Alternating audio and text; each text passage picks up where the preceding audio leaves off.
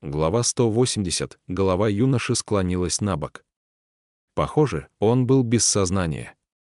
Едва увидев Лан Ина, Селянь чуть не бросился на выручку, но тут же шаг принца застыл, и он осознал, только что они видели здесь лишь безликого Бая. Откуда внезапно появился Лан Ин, статуя воина, радующего богов, некогда чистая в своей святости, теперь оказалась запятнана кровью до невыносимого состояния. При виде такой картины Хуачен явно разгневался, его лицо помрачнело, от Эмина разошлись волны холодной ци. Он отчеканил: «А ну, слезай!» И Лан Ин повиновался, выпрямился, свесившуюся на бок голову, открыл глаза и, медленно заскользив по клинку меча, опустился на землю. Только что он, разбив окруживших его серебристых бабочек на сотни искр, воспользовался этим сиянием и спрятался под белым покровом божественной статуи, обернувшись Лан Ином. Но раз уж он принял этот облик, следовательно, ему приходилось где-то видеть мальчика. «Где настоящий Лан Ин?» — спросил Селянь. Но Хуачен возразил: возможно, не было никакого настоящего Лан Ина. И если с самого начала существовал не Лан Ин, а лишь не до конца восстановившаяся форма безликого Бая, то все остальное очень легко объясняется. Но Селянь, вспомнив, как на горе Юйцзюнь погибла дева Сяин, не пожелал поверить в это предположение. Тут же принцу на ум пришла другая мысль, он медленно проговорил: или же он пожрал Лан Ина. Тем временем тело Лан Ина постепенно вытягивалось, становилось выше, бинты медленно опадали с лица, открывая спрятанную за ними маску скорби и радости. Услышав слова принца, он чуть приподнял голову и, будто бы с улыбкой, произнес: «Угадал». Вот оно что. Все действительно так, как предположил Селянь. Когда Цзюнь-У разбил безликого Бая в пух и прах, от демона осталась лишь частичка призрачной души. И эта частичка скиталась в мире людей, пока однажды не нашла Лан Ина, который тоже оказался демоном. Безликий Бай наверняка неким образом увлек или же обманул мальчика, чтобы тот позволил ему поселиться в своем теле. В противном случае слабой частице души, вероятно, не удалось бы поглотить Лан Ина. Но когда душа оказалась в новом теле, она начала постепенно восстанавливаться, и результат Селянь и Хуачен могли лицезреть воочию. Демон пожрал демона. Безликий Бай поглотил Лан Ина, заняв тело своего бывшего носителя.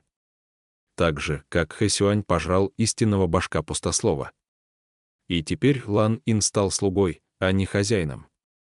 Всего спустя несколько мгновений Лан Ин полностью принял облик безликого Бая.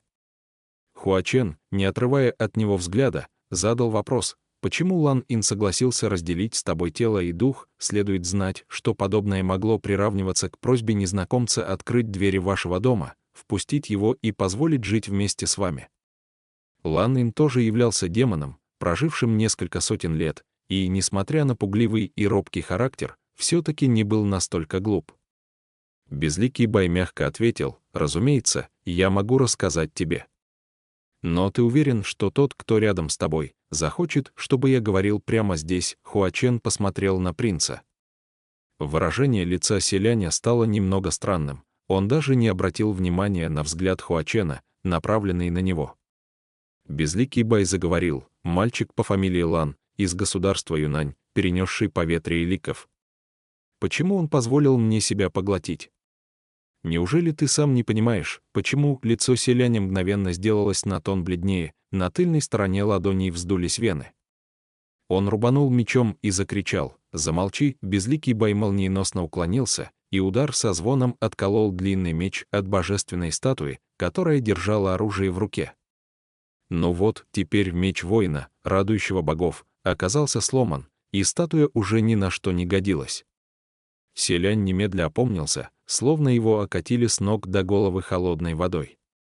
Призрачные бабочки, будто бы разгневавшись, налетели на безликого Бая роем, но тот лишь издал равнодушный смешок, непринужденно укрылся своим широким рукавом и, больше немедля, растворился в темноте.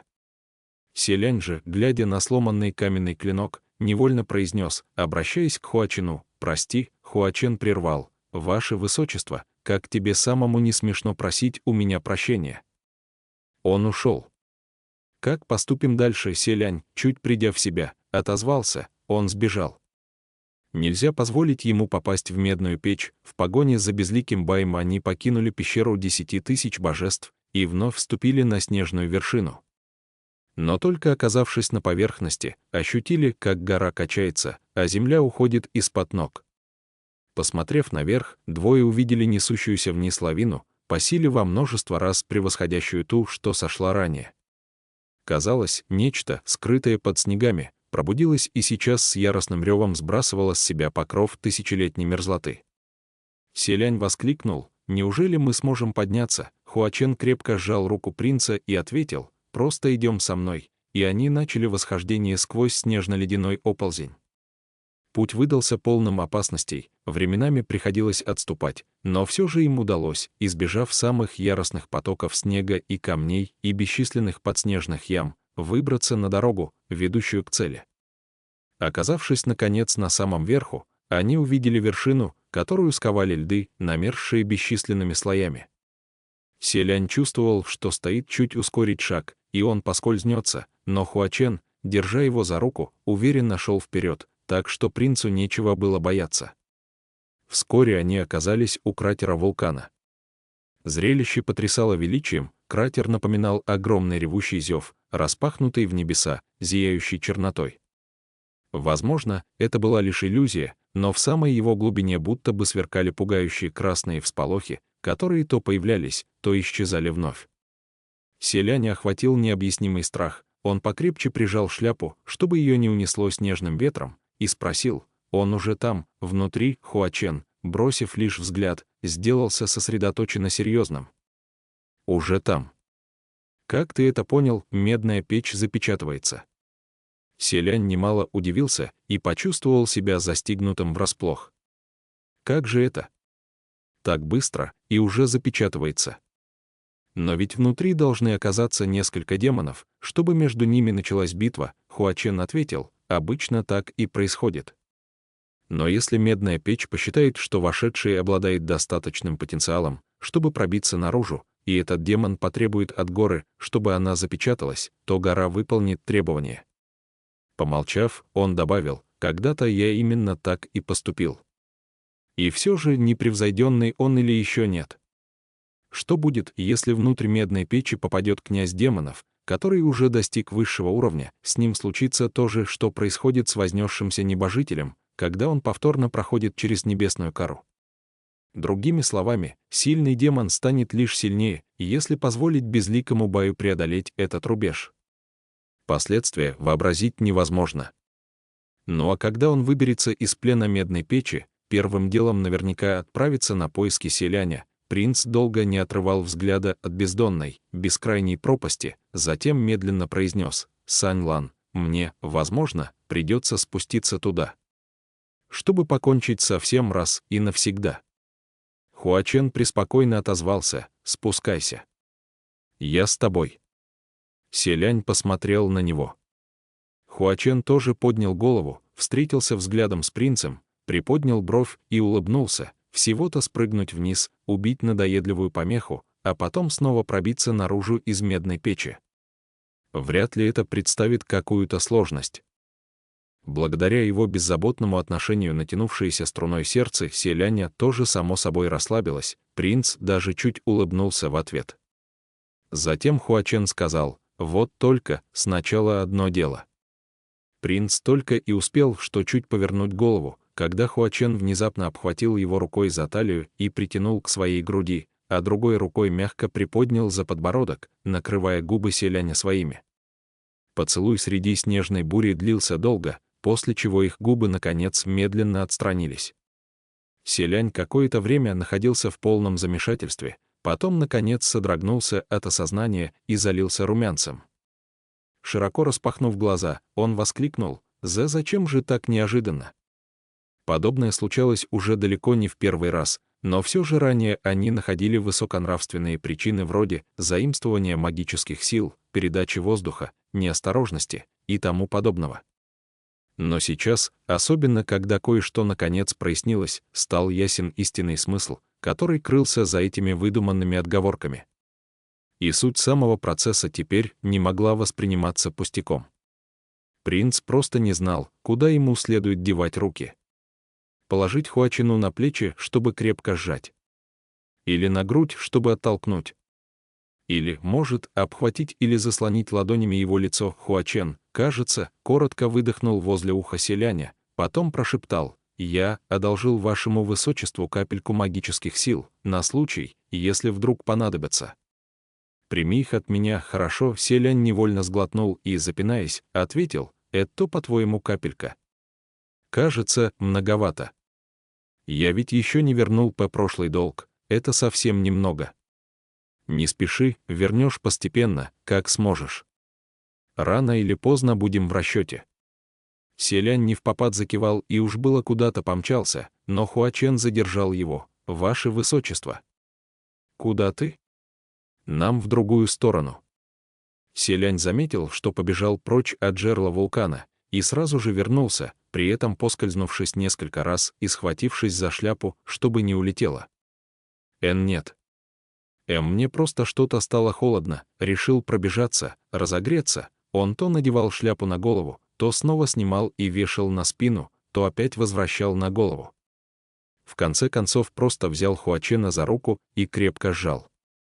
Стоя плечом к плечу, они посмотрели вниз, в огромную пропасть. Хуачен совершенно спокойным тоном сказал: «Когда все закончится, я покажу ГГ божественную статую, которую считаю лучшим своим творением». Селянь ответил: «Хорошо». А после они спрыгнули вниз, вдвоем. В ушах засвистел порывистый ветер, ударивший в лицо огромной волной. Но разбить их руки ветру не удалось, напротив, они лишь сильнее сплели пальцы. Но в какой-то момент в полете Селянь вдруг почувствовал, как ладонь опустела. Дело не в том, что она выскользнула или была брошена Хуаченом. Просто внезапно рука, которую Селянь держал в ладони, исчезла, растворилась в воздухе. Сердце Селяня беспокойно сжалось, он закричал: «Сань Лан!» Но принц стремительно летел вниз, и слова его мгновения спустя затихли в десятки чжанов где-то наверху, все звуки становились неразборчивыми. Неизвестно, сколько прошло времени, прежде чем Селянь наконец коснулся ногами земли и встал ровно. Он немедля выпрямился и позвал снова: «Сань Лан!» Никто не ответил. Только эхо сказала принцу, что он находится посреди какого-то колоссально обширного пустого пространства. Вокруг царила полная темнота. Селянь поднял голову кверху и увидел над собой белоснежный кусочек неба, который постепенно уменьшался в размерах. Это медленно запечатывался кратер медной печи. Но куда же делся Хуачен? Гулко полыхнул огонь. Это Селянь зажег пламя на ладони, чтобы осмотреться. Но тьма оказалась такой глубокой, что крохотный источник света совсем ничего не осветил. Казалось, непроглядный мрак равнодушно поглощает его сияние, и попытки озарить хоть что-то этим светом пропадают в туне. К тому же принц в первые мгновения зажег пламя слишком сильно, не сумев взять магические силы под контроль, и едва не подпалил себе волосы по неосторожности. Пришлось тут же сбросить пламя на землю. Случайно или же нет, но вышло так, что брошенный сгусток огня осветил стоящую неподалеку белую фигуру. Селянь немедленно насторожился и воскликнул: «Кто ты?» Белая фигура развернулась к нему и бесстрастно ответила: «Ты знаешь, кто я?» Несмотря на прозвучавший ответ, ни один мускул не пошевелился на лице говорящего. Поскольку это было никакое не лицо, а маска, наполовину плачущая, наполовину смеющаяся. У Селяня вырвалось: «Сань Лан!» Да, при виде этого лица у принца кровь застыла в жилах, а по позвоночнику пробежал мороз. Но позвал он Хуачена не потому, что испугался, а потому, что Селяня охватило беспокойство за него. Конечно, ответа по-прежнему не последовало. А вот маска скорби и радости чуть приблизилась. Нет нужды его звать. Медная печь запечаталась. «Здесь только мы с тобой, и больше никого». Селянь невольно вновь обратил взгляд наверх. Минутами ранее он еще видел над собой белоснежный клочок неба, но теперь маленький сияющий круг окончательно поглотила темнота. Это означало, что медная печь по-настоящему запечаталась. Селянь и в страшном сне не мог представить, что все так повернется. Он и Безликий Бай. Вдвоем. Оказались запечатаны внутри медной печи, они вдвоем. Но почему только они вдвоем, сжимая в руке фансинь, Селянь направил острие на белый силуэт? Что все это значит? Опять твои выходки. Что с ним? Где он сейчас? Безликий Бай поймал клинок фансиня двумя пальцами, другой рукой легонько щелкнул по металлу, извлекая чистый звон, и ответил: ушел. Взгляд Селяня чуть посуровил от этого жеста, он до хруста сжал кулаки и спросил: говори прямо. Что значит ушел? Безликий Бай неспешно протянул: не пожелал следовать за тобой, покинул тебя, умер. Можешь выбрать что-то одно. Сначала сердце Селяня обдало холодом, но затем накатила захлестывающая ярость, он нанес удар мечом и закричал: «Не думай меня одурачить», но противник вновь с легкостью поймал клинок и ответил: «Ладно, ладно. Я действительно тебя дурачу. Не стоит беспокоиться, я лишь проводил его за пределы медной печи, и даже если он сейчас поспешит сюда, то уже не успеет». Впрочем, успеет или нет, Селяня не волновало. Главное, что с Хуаченом все в порядке. Принц про себя выдохнул с облегчением. Но Безликий Бай добавил: впрочем, лучше ему не спешить сюда вовсе. Иначе, пускай сейчас он об этом не задумывается, увидев, каким ты вскоре станешь. Захочет ли он после этого следовать за тобой? Очень большой вопрос. Селянь, не в силах слушать, вновь сделал выпад мечом и выкрикнул: «Закрой свой рот!» Безликий Бай непринужденно увернулся и от этого удара, а Селянь в гневе выпалил: «С меня хватит, что тебе нужно? Чего ты, в конце концов, добиваешься? До каких пор ты собираешься меня преследовать? Почему ты не умер? Ради чего явился на гору Тунлу?» В ответ было сказано: «Ради тебя». Селянь застыл и резко выдохнул, затем спросил: «Что это значит?» Безликий Бай спокойно пояснил: «Ты явился сюда, поэтому пришел и я». От такого ответа у Селяня немного скривилось лицо, будто мышцы свело судорогой. Но как бы принц не бесновался, как бы не желал убить врага, Безликий Бай будто бы угадывал каждый его следующий шаг и в последний момент успевал уклониться.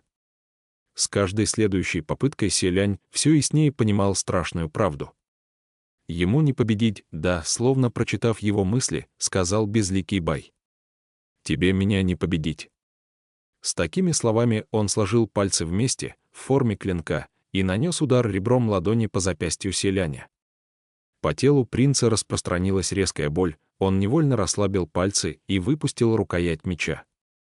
Затем Безликий Бай схватил его за волосы и с силой вбил в землю, в ушах у принца зазвенело, в голове все будто заходило ходуном, нос и рот наполнились кровью. Лишь спустя какое-то время Селянь наконец почувствовал, как чья-то рука за волосы тянет его голову наверх, отрывая от земли, которая от удара пошла трещинами. Где-то над ним прозвучал голос: «Бедняжка, бедняжка!» Селянь отхаркнул кровь, обзор ему застилал алый цвет и темнота. Безликий Бай добавил: «Каждый раз, когда я вижусь с вашим высочеством, ты всегда так выглядишь. И больно от этого, и радостно». Селянь сдержал кашель, не дав выплеснуться очередной порции собственной крови, и хрипло ответил: «Не ликовал бы раньше времени. Сейчас я действительно не могу одолеть тебя, но это под силу кое-кому другому. И даже если ты выберешься из медной печи, не думай, что Цзюнь не уничтожит тебя снова. Кроме того, еще есть Хуачен». Но Безликий Бай возразил: «А кто сказал, что из медной печи выберусь именно я?» Селянь, услышав это, так и застыл. Не он. Но если не он, то кто же? Безликий Бай поднял его лицо до уровня своей маски и мягко произнес: «Ваше высочество, мне думается, что ты, вероятно, кое в чем заблуждаешься. Из медной печи действительно должен родиться один непревзойденный. Но не я. А ты?» Селянь, безмерно ошеломленный, проговорил: «Что ты сказал?»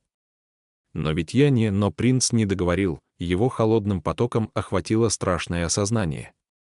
Безликий Бай произнес: «Именно. Прими мои поздравления, ты, наконец, постиг мою истинную цель. Разве это не тот самый третий путь, которому ты всегда так стремился, сейчас в медной печи оказались заперты один демон и один небожитель.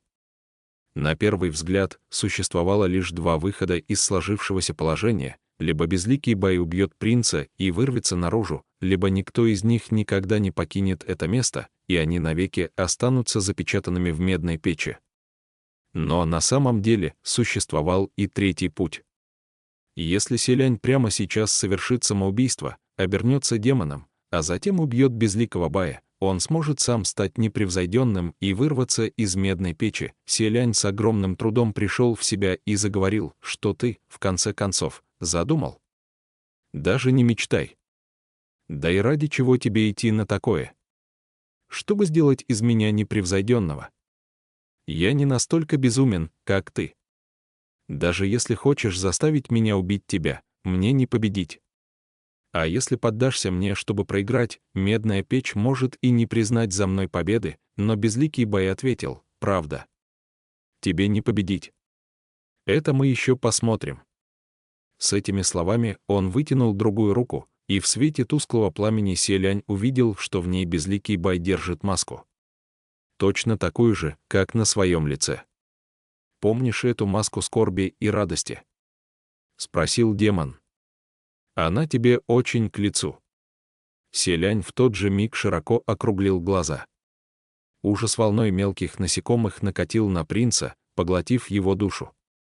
Он на силу смог проговорить: «Убери, убери, убери ее». Безликий Бай засмеялся: «Вижу, ваше высочество не может похвастаться хорошей памятью. Что ж, раз так, я помогу тебе вспомнить». Идет. Больше он не сказал ни слова. Мертвенно-белая маска скорби и радости слилась в единое целое с непроглядной темнотой и, нависая тяжелым грузом, накрыла лицо Селяня.